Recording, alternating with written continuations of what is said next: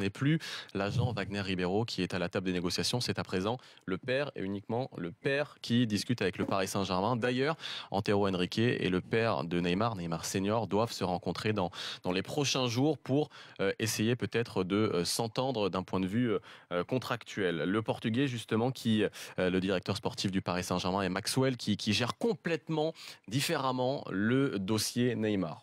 Pourquoi ? Parce que le volet financier, évidemment, c'est Antero Henrique qui le gère. Donc la rencontre, ça évidemment, je vous en ai parlé. Maxwell, lui, son job, ça consiste davantage à anticiper l'hypothétique venue de son compatriote à Paris.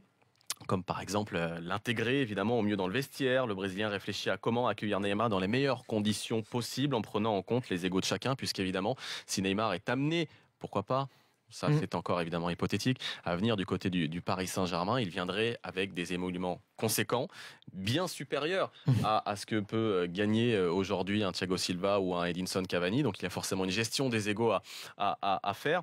Et puis il y a aussi un statut de star incontesté. Tout ça se prépare pour garantir évidemment l'harmonie du vestiaire.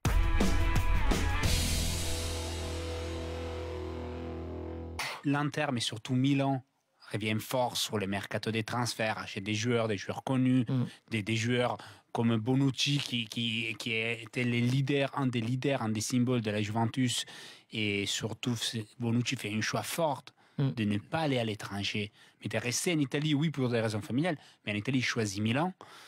Ça montre que ces clubs, que parfois un peu oubliés, n'est pas disparu, parce qu'on peut pas considérer que l'histoire d'un club se termine sur 5 saisons, 6 saisons avec moins de résultats.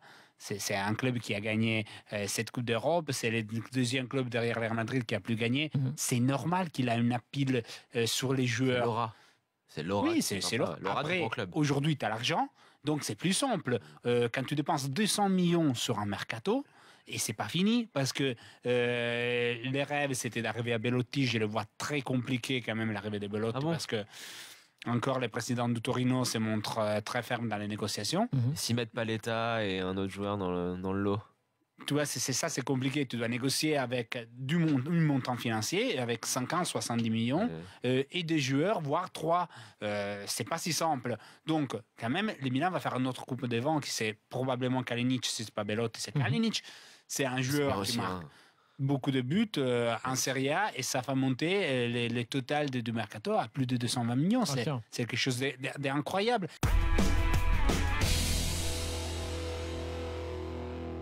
Emery, pour moi, c'est une interview de l'an dernier.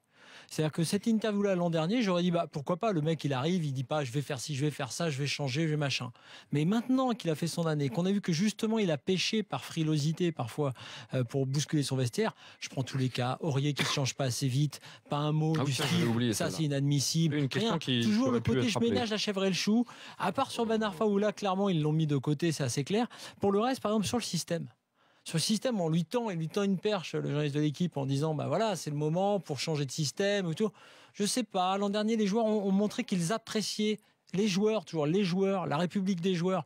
On attendait la conservation du ballon et maintenant on va faire soit un 4-3-3, soit un 4-2-3. Les joueurs veulent ça, donc on verra. Les gardiens, t'as raison. T'as l'impression que tu lui dirais, on va en prendre un autre. Pourquoi pas? Bon, on a ces deux-là. Je sais pas qui je vais mettre numéro 1. Il n'y a pas un moment où d'un truc clair. C'est pas lui. N'a jamais été les patrons du vestiaire et n'a pas été la saison dernière, elle n'est pas arrivé dans un mois de vacances. Donc toi tu dis que la saison qui arrive encore, il sera pas le patron du vestiaire parisien. C'est pas lui, mais c'est pas lui, ça sera pas lui.